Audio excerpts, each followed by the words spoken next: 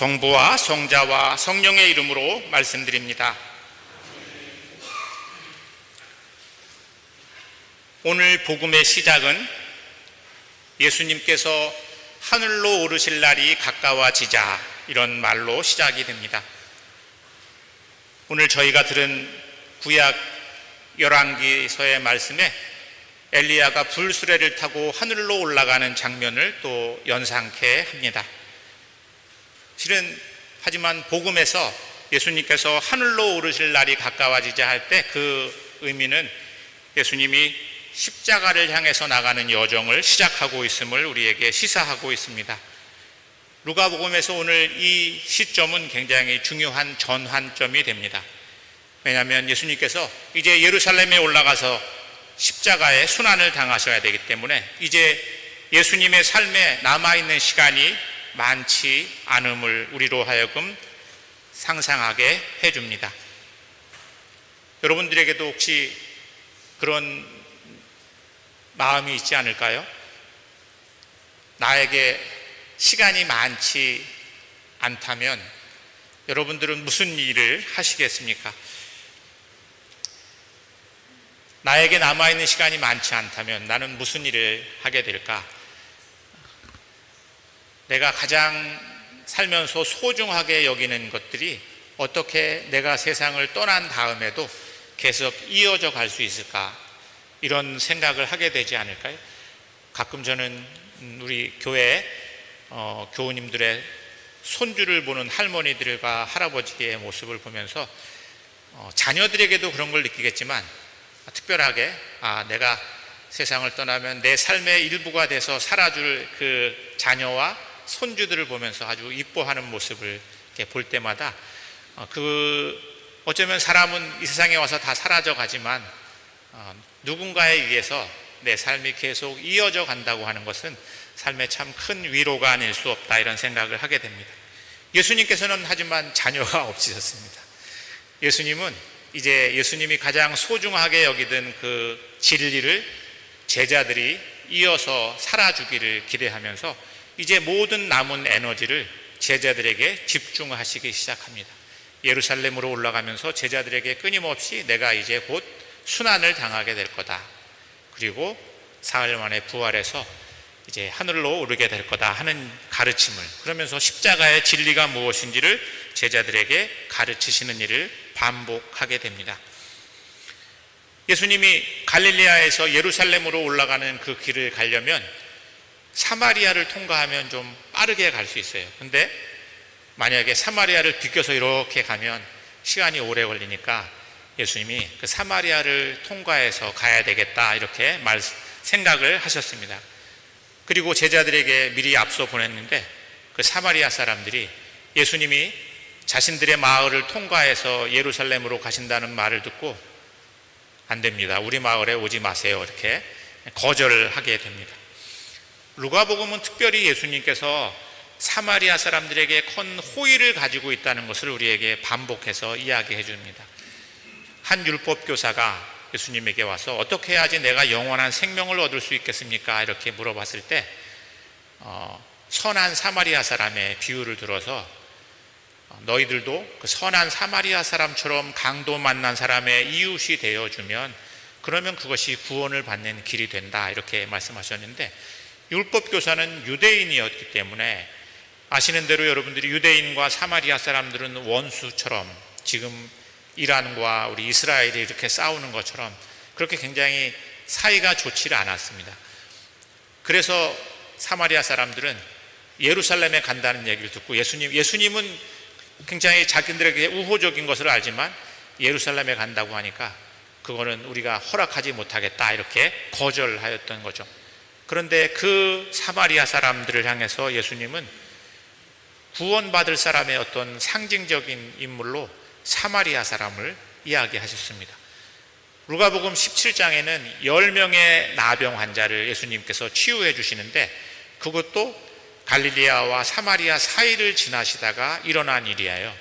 근데 10명의 나병 환자를 치유해 줬는데 유대인들 중엔 하나도 와서 고맙다는 얘기를 하지 않았는데 유일하게 한 사람이 와서 예수님 정말 감사합니다 이렇게 인사했던 사람도 사마리아 사람이다. 이렇게. 그러니까 루가는 굉장히 예수님이 사마리아 사람을 향해서 굉장히 우호적인 태도를 취했다는 것을 우리에게 보여주고 있는데, 그 사마리아 사람들이 예수님이 자신들의 마을을 통과해서 지나가는 것을 거절했습니다. 얼마나 제자들이 화가 났겠어요.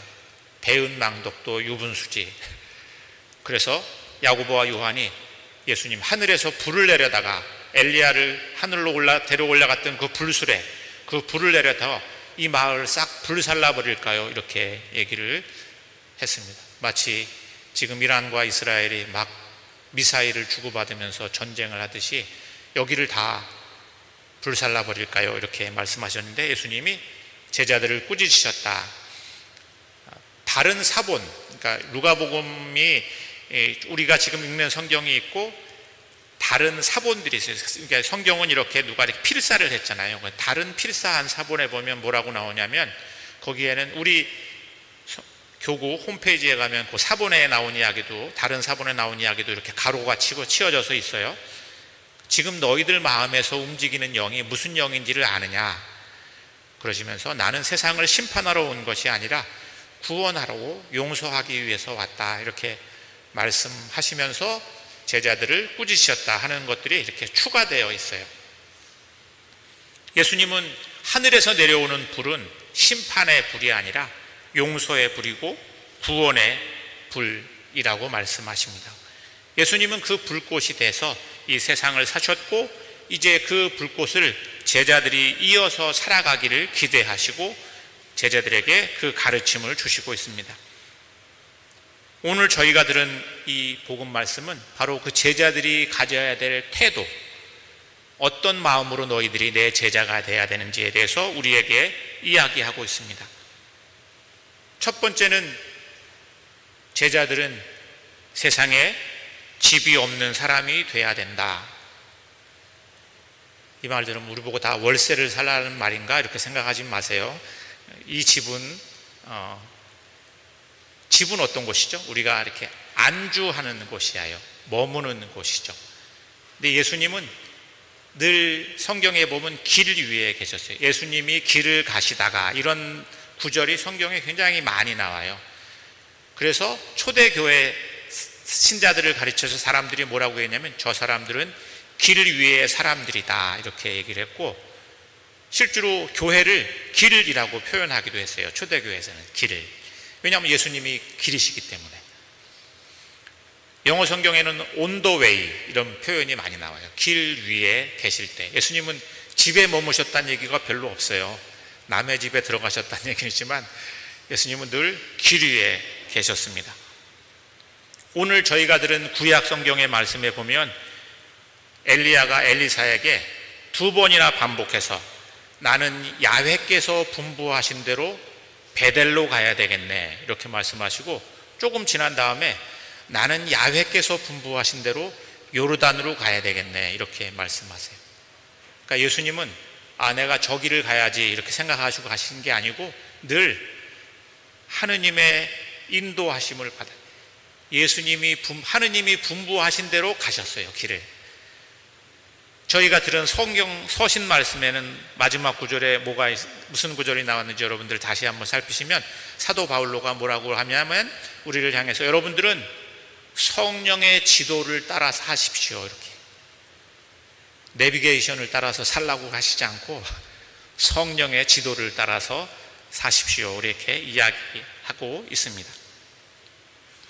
제가 우리 교회 청년 한 명하고 이렇게 한 달에 한 번씩 면담을 해요. 영적 동반이라고 하는 걸 하는데, 이제 대화를 하다가 저한테 그렇게 물어보는 거예요. 신부님은 자기가 볼 때는 굉장히 안정돼 보이는데, 신부님 근데 저는 굉장히 불안정해요. 이렇게 늘 마음이 왔다 갔다 하고 불안하다고.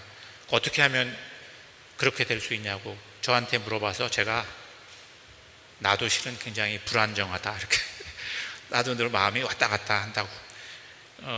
그러면서 제가 무슨 얘기를 하냐면, 신영복 선생님이라는 분이 쓴 그 글에 보면 나침판 얘기가 있어요. 나침판은 방향을 가르쳐주잖아요. 방향. 어떤 방향을 가르치는데, 나침판은 늘 이렇게 떨어요. 근데 만일 이 나침판이 이 떨림을 멈추게 되면 더 이상 나침판으로서의 기능을 할 수가 없게 됩니다. 예수님은 성령은 어디서 와서 어디로 불어가는지를 모른다 이렇게 얘기하세요. 그러니까 내가 답을 알아 이렇게 말하는 사람들을 우리는 한번 잘 유심히 살펴볼 필요가 있어요. 실은 성령은 어디서 와서 어디로 불어가는지를 몰라요. 우리는 글쎄 우리가 할 수 있는 일은 순간순간 분별하는 일이죠. 지금 성령께서 어떻게 움직이시는지를 분별하는 일입니다. 예수님의 집은 지상에 없었습니다. 그래서 예수님은 나는 아버지 품에 있었다 이렇게 성경 요한은 우리에게 그렇게 이야기하고 있죠. 예수님에게는 지도가 없었습니다. 예수님은 성령의 안내를 따라서 사셨습니다. 그래서 여우도 굴이 있고 하늘의 새도 보금자리가 있지만 나는 머리 둘 곳이 없다 이렇게 말씀하셨고, 제자들은 바로 그 예수님의 집 없는 삶, 어디에 안주하고 멈추는 것이 아니라 늘 성령의 안내를 받으면서 살아가야 하는 사람들이었습니다. 또 다른 제자는 가서 아버지 장례를 치르게 해주십시오 이렇게 얘기했더니 예수님께서 죽은 자들의 장례는 죽은 자들의 치르게 하고 너는 나를 따라 이렇게, 이 성경 말씀을 읽으면 굉장히 아니 몇 명이나 그러면 예수님은 피도 눈물도 없고 이 효라고는 정말로 이렇게 눈곱판치도 없는 사람이었나 이렇게 생각할 수 있지만 이 말씀을 그렇게 예수님은 가족을 사랑하는 일이 결코 중요하지 않거나 필요하지 않다고 우리에게 말씀하시고 있는 건 아닙니다. 이 말씀이 이야기되고 있는 배경, 예수님께서 하늘로 오르실 날이 가까워지자 어떤 상황을 우리에게, 여러분들 한번 생각해 보시면 아까 제가 잠시 말씀드렸지만 내가 내일 죽는다면 어떻게, 내 삶의 우선순위가 어떻게 바뀔까요? 내가 내일 죽는다면 예수님에게는 지금 남아있는 시간이 얼마 없어요. 그 상황 속에서 지금 아버지의 장례를 치르는 것보다 너희들에게 더 중요한 일이 있다는 말씀을 우리에게 해 주시고 계십니다. 마치 예술가들이 어떤 창작 활동을 할 때 이제 막 예술의 창작물이 나오기 직전에 만약에 누가 말을 걸면 어떡하겠어요? 그 영감이 다 사라져. 그때는 온통 여기에 집중해야 돼요. 그렇지 않고 예술의 창작물이 나오는 그 시간에 내가 여기도 바라보고 저기도 바라보고 왔다 갔다 하면 작품이 나오겠습니까? 그 시간은 온통 하느님께 집중해야 되는 시간, 제자들에게는 그 시간, 예수님에게도 그 시간이. 그러니까 너희들은 죽은 자들의 장례는 지금 죽은 자들의 치르게 하고 너희는 나를 따라라. 요즘에 우리 교우님들이 저보고 신부님 살 좀 빼시라고 얘기하는 분들이 많아서 지금 제가 살을 빼야지 이렇게 생각하는데 저녁에 계속 약속들이 생기니까 계속 미루게 돼요. 그래서 누가 뭐라 그러면 다 요즘에는 제가 무슨 얘기하면 다 은퇴 후에 하겠습니다. 은퇴 후에 하겠습니다.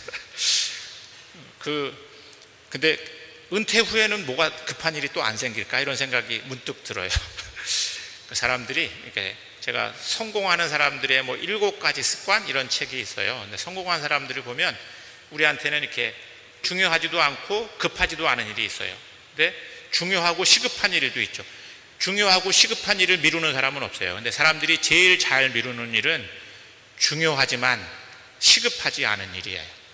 성공하는 사람들은 중요하지만 시급하지 않은 일을 늘 염두에 두고 그것을 우선적으로 하는 사람이더라. 기도가 우리한테 중요하다고 하지만 다음 달부터 하지 이렇게 요 일 지난 다음에 내가 할게, 이런 마음을 많이 쓰잖아요. 그죠? 네.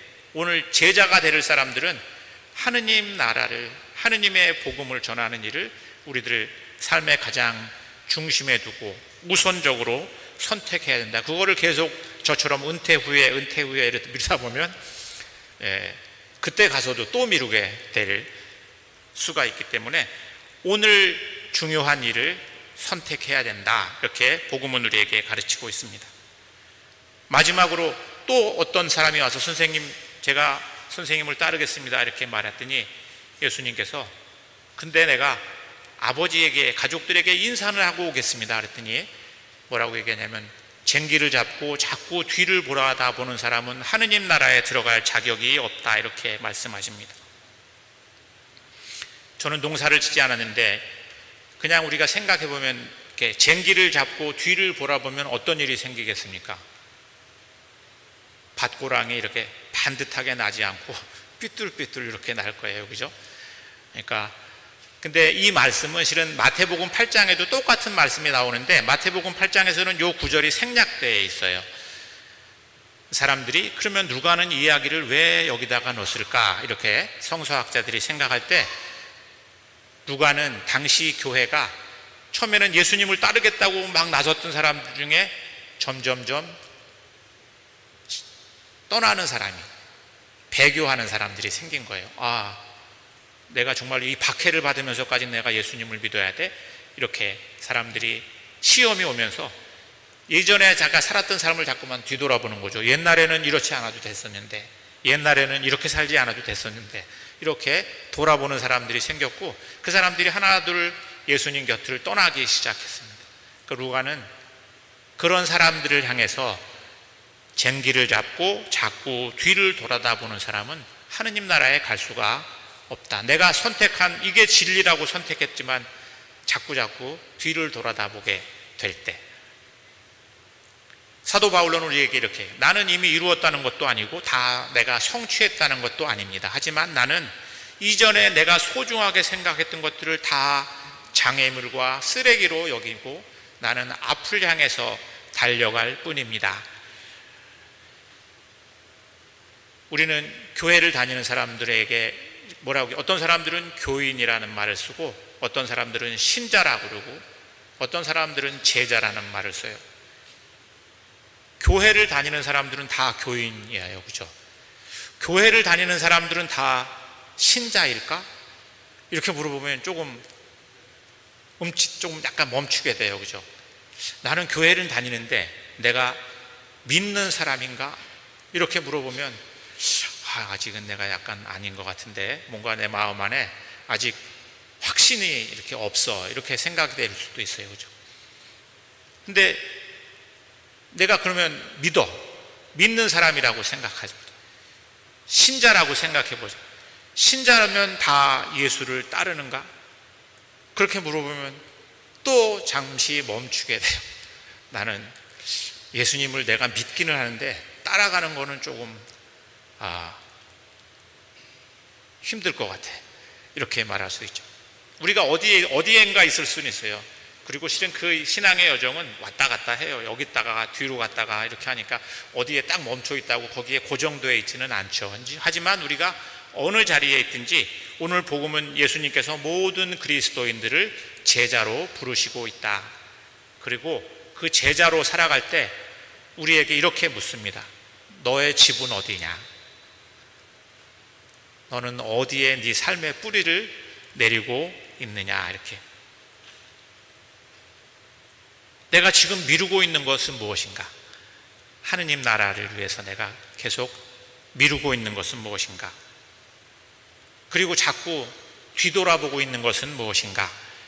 제자는 뒤돌아보지 않고 앞을 향해서 나아가는 사람이라고 오늘 복음은 우리에게 말씀하시고 있습니다. 우리 모두가 그 제자의 삶을 살아갈 수 있기를 성부와 성자와 성령의 이름으로 말씀드렸습니다.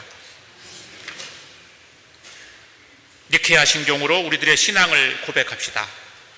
우리는